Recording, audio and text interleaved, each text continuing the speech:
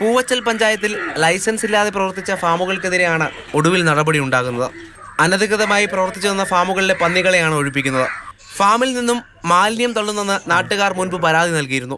ശുദ്ധവായുവിനും ശുദ്ധജലത്തിനും വേണ്ടിയിട്ട് അവർക്ക് അവരുടെ വീട്ടിൽ സ്വസ്ഥമായി കിടന്നുറങ്ങുന്നതിനും കഴിയാത്തൊരു സാഹചര്യമാണ്.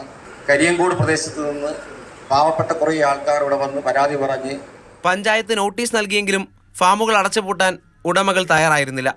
ഇതിനെ തുടർന്ന് കഴിഞ്ഞ 6 ദിവസമായി ജനങ്ങൾ നിരാഹാര സമരം നടത്തി വരികയാണ്.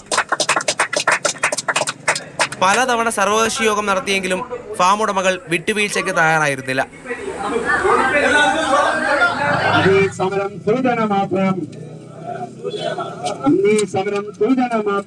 ഒടുവിൽ സമരം ശക്തമായതോടെയാണ് പന്നികളെ ഒഴിപ്പിക്കാൻ അധികൃതർ തയ്യാറായത്. ഒഴിപ്പിക്കൽ നടപടി തടയാനെത്തിയ ഫാം ഉടമകളെ പോലീസ് കസ്റ്റഡിയിലെടുത്തു. ജ്ഞാനദാസ്, അജിത്ത്, ഷൈൻ എന്നിവരാണ് പോലീസ് കസ്റ്റഡിയിലായത്. പ്രദേശത്തെ നിരവധി ഫാമുകൾ ഒഴിപ്പിക്കുമെന്ന് അധികൃതർ അറിയിച്ചു. മാതൃഭൂമി ന്യൂസ്, തിരുവനന്തപുരം.